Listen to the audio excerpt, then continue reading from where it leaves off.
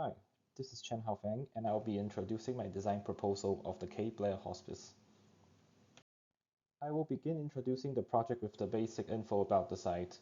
The site is located at the northwest portion of Bermalia Road, and it is located just beside the Sesquicentennial Park. To the north of the site is part of the Greenbelt Natural Conservatory Zone, and the south across the road there is currently residential development that is planned to be completed soon. In terms of the zoning data of the site, the main vehicle entrance to the building is recommended to be located on the secondary road. Even though the property line of the site covers the area of approximately 6,842 square meters, the actual constructible area is around 3,811 square meters.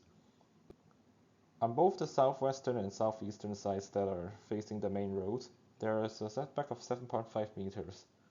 The north of the site faces a natural heritage area, and there is a 10-meter natural buffer zone. At the same time, the floor area of the building should be no more than one-third of the area covered in the property line. Here are some of the keywords that summarizes the design vision. This would include home-like, nature, community, and courtyard, as well as blurring boundaries. As I have mentioned earlier, the overall concept of the design follows the idea of blurring boundaries and redefining boundaries conditions. Traditional hospitals are known for being places of confinement, where the space experience for its occupants is restricted, and boundaries between spaces and activities are well established. The boundary condition that I have analyzed for this specific hospice project could mainly be divided into four parts. The first being boundary between architecture and landscape, and this is achieved through having a courtyard to connect interior and exterior activities, and having multiple natural features within the building. The second would be the boundary between functional space and circulation space, and in this case, open plan is applied to most of the public space to promote interaction and social gatherings.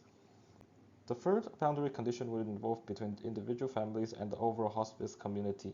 In this case, the overall community building could be seen as a whole, and where private residential space and public space and staff areas are all connected through the central circulation corridor around the courtyard. The next would be between private residents and the urban context. Residential units are no longer being hidden away from the rest of society, but instead faces the surrounding urban context. Under the circumstance of providing sufficient privacy, this will allow the patient to feel as if they were just living their regular life. The overall design would revolve around a central courtyard. In many cultures from around the world, courtyard homes are intended to promote social gatherings. Courtyard homes are usually designed as single-family homes, and larger courtyard home houses the family and their relatives. In the case of the KBH Hospice, I believe it could be recognized as one big family, regardless of the staff, patients, or the family. Likewise, KBH is a community. A community could be in many forms, and one of the most typical kinds of communities are villages. Traditional institutional buildings are known for promoting efficiency by having all programs fit into one single building, and by creating a village-like atmosphere. The different programs could be designed as individual houses. In the case of roofing, the proposed design would take a reference of the triangular roof that is typical of a North American home. In the case of form generation regarding the design, the massing is first being laid out following the shape of the site, having a central circular courtyard at the middle. Then, the large masses are being broken down into smaller forms, resembling the form of a small village.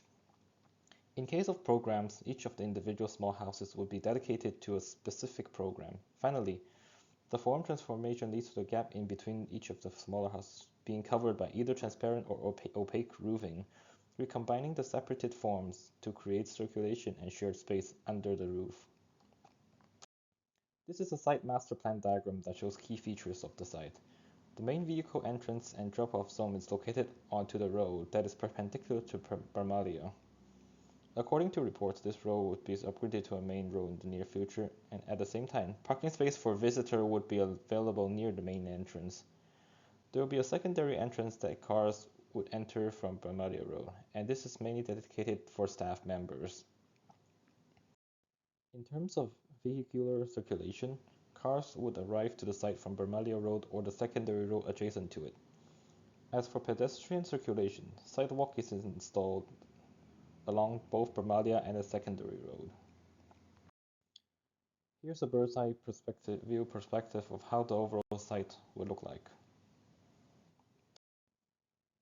And one of the key features of the proposed design is that all the residential units will be facing south, and the intention is for them to take advantage of the natural sunlight. Having southern windows will allow each of the residential units to have sufficient sunlight all year long to add a sense of warmth to the space. The extended overhang is designed that the high summer sun is controlled to prevent overheating in the space and will allow more winter sun to enter the space. Now we will move on to the architectural design portion. The program layout strategy for the KBH hospice would be having a courtyard at the center and having most of the public space surrounding the courtyard. The following layer would then consist of staff areas and private residential space positioned on the three sides. Here's a blocking and stacking diagram showing the general position of different program spaces. All of the functional spaces are positioned on the same level to promote social interaction. This is the ground floor plan, and now I will explain about each of the space in detail. Upon entering from the main entrance, people would arrive at the reception lobby, with the memorial multifunction hall located right beside it. A circular driveway is proposed for better traffic circulation, and the children's room will also be located close to the main entrance, and this gives opportunity for parents to drop off their children before paying a visit in the hospice. Here's a perspective view of what the main entrance would look like. There would also be a secondary entrance dedicated for staff members at the northwest corner of the building, and for staff to get to their workplace faster. Most of the program related to staff, such as offices, meeting rooms, as well as counseling rooms, will be located close to the secondary staff entrance. This would be a perspective showing the secondary staff entrance. Following the path, people would then arrive at the public dining and gathering space when walking in from the main entrance. In the current proposal, most of the public spaces surrounds the central courtyard, and this brings a sense of nature to create a more relaxing atmosphere to those who are using the spaces. At the same time, the boundary between interior space and exterior space would be blurred for having sliding doors installed, so that public activities could have multiple possible settings, either completely on the interior or both interior and exterior.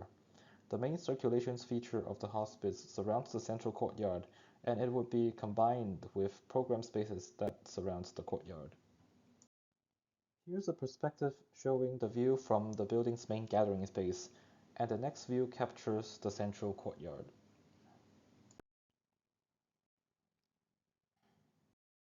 The 12 residential units would be divided into two portions on the two wings. Each set of residential units would have their own housekeeping space, and each individual residential unit would have their own washroom installed. Also, there are two family rooms in total, and they would service the residential units on the two wings of the building.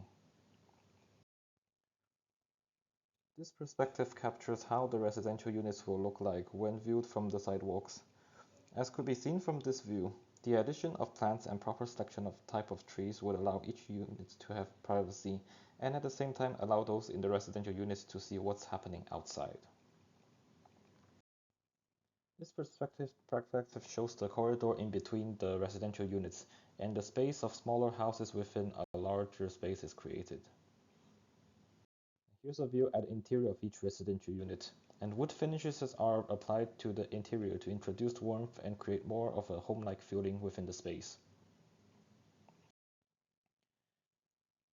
Here's the other side of the building with similar residential unit layout, and similarly, housing units are positioned beside housing services as well as family rooms.